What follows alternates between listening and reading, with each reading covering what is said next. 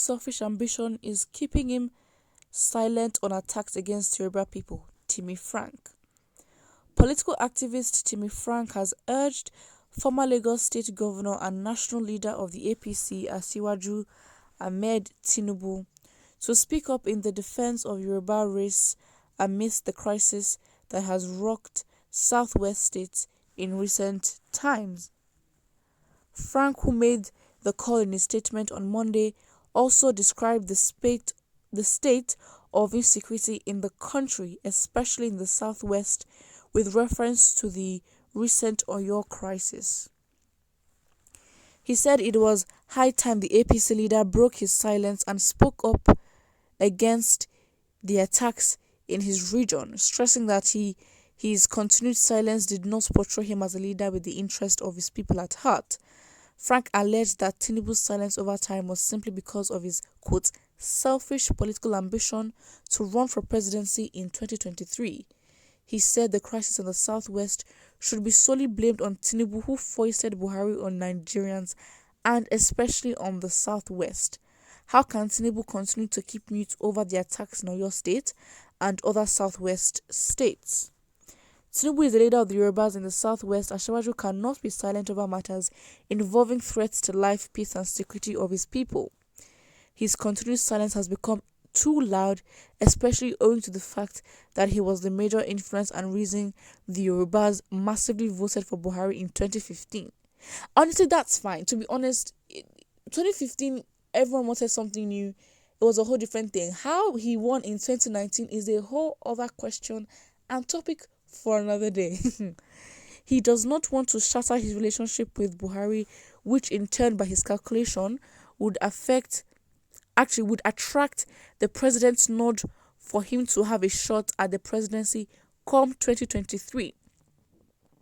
But as a leader of the region, Tinubu should speak against the attacks against his people and not be driven by his selfish 2023 presidential ambition.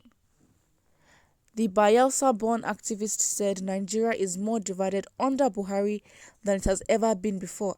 Absolutely. Buhari's government has polarized the country across religious and ethnic lines. This government is so clueless and incompetent that it recognizes and shows a soft hand on terrorist groups like Boko Haram, killer headsmen and bandits, but sadly meets out cruelty on innocent and patriotic Nigerians. Look at the number of security personnel it sent to wickedly dehumanize and arrest peaceful #EndSARS protesters at the Lekki toll gate in Lagos. Yet, the Buhari government can't send a similar proportion of law enforcement agencies after killer headsmen. The activists, however, urged all Nigerians and especially the leaders in the southwest to unite and fight the common enemy, insecurity. The common enemy is the government, to be honest. He urged other regions to also join in the fight, warning that if the trend is allowed to fester, sooner or later the crisis of insecurity may grow out of proportion in every region of the country. The first comment here says, Tinubu is just an opportunist. If he thinks wisely, he should have known that no block votes in the southwest may be Lagos State president.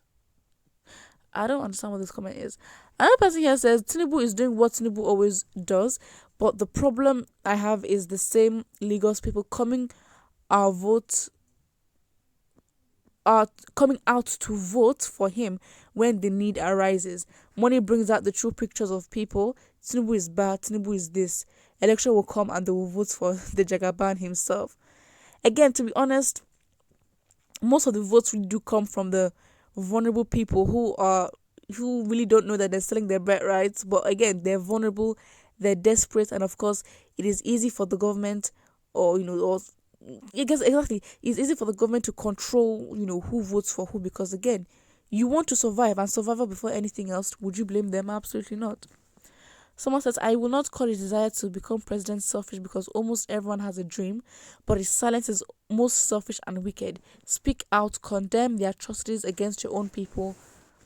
Those are the ones that will stand for you in the days of trouble. The situation in Nigeria is now a big challenge, staring every politicians in their faces. The fact is, 2023, will it come?